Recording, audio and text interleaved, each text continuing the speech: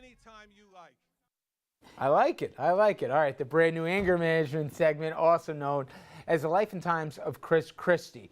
I think I defended this guy to this table time after time. All right, now this week, we got a peek into the mind of the always angry New Jersey governor. There's a theme here for anybody who's tired of scandals, the failings, and the bully approach. When it comes to the gov, it's not me, it's you. Example numero uno. Christie on CNBC yesterday.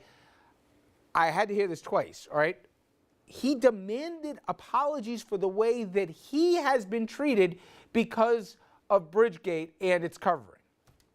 You saw the coverage of me 15 months ago. I was guilty. Guilty. I had done it. Now we're 15 months later. Where are the apologies pouring in?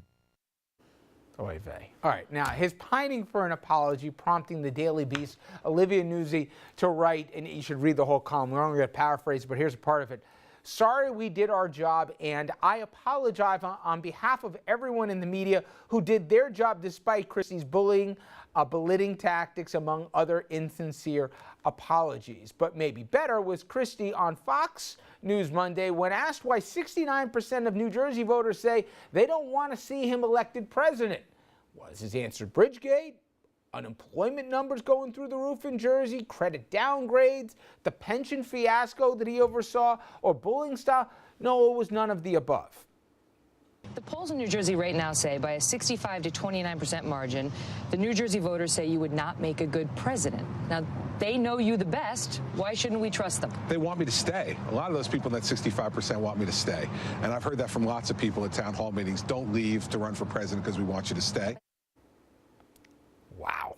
All right, the Star-Ledger editorial board saying in response that Christie has lost his marbles, their words, that the man has lost touch with the reality, and adding it's no wonder that New Jersey is screaming a warning to the rest of the country. God forbid he gets a chance to make an even bigger mess on a larger stage.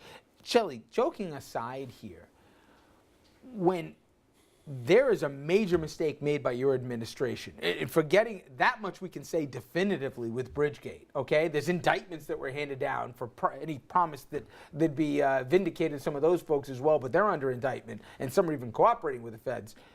To take the approach to go after, I mean, that's not good strategy to now go after the media when you're under an investigation and your closest aides as well, right? Well, I think you hear it as an attack on the media. I think voters hear it as an attack on common sense, their own common sense. You're kidding me? He's asking for an apology from me, my normal viewer who watched this on television? So I think it's less of a media thing than really offensive to voters. We elected this person. Getting criticized comes with a job.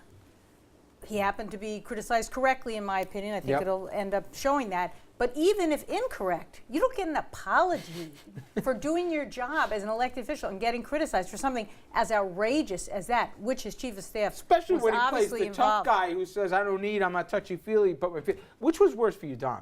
That my poll numbers are terrible because people love me so much, or because I want you guys to say sorry for how I've been treated for the past year?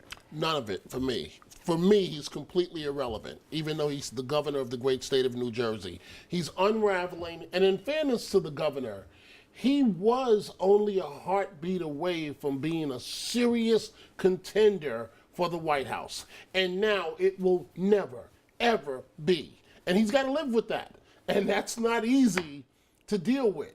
Along with Giuliani, who ran, you know, Giuliani, he only won one state. I don't even know if he won one state when he got one delegate. He got one delegate. That's what I meant to say. Thank you, Mr. Whitman. I think you owe me an apology. I I owe think you you an owe me an apology? apology for that. Yeah. Well, Andrew, to you, just from a factual standpoint, because some people hear him say, my God, look how I've been mistreated. They'd be like, you know, they're right. He hasn't been charged. He's wrong on so many counts here. There's been so much proven in the last 18 months about what happened. Well, at the same press conference where he said that he had done nothing wrong, he said the media is going to owe an apology to David Wildstein and is going to owe an apology to Bill Baroni.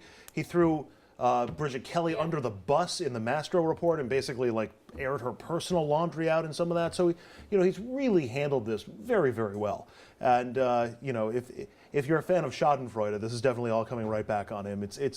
It's almost hard to watch it. It's amazing how fast this thing is spun out of control. I don't agree. I don't ever think he was ever a heartbeat away. I think the bullying And this tone that we're seeing again is a constant thread with a guy, and it did initially appeal to voters. I think it's worn off, and that's what I think the poll shows. All right, when we come back, Shelley, we're going to go across the river to New York, and some progress was actually made to change the culture of corruption when it came to Albany, but some lawmakers trying to reverse this, the whole 3 men in the rule reeling, before it even got stuff done. We'll talk about that and much more with Shelley. Stay with us.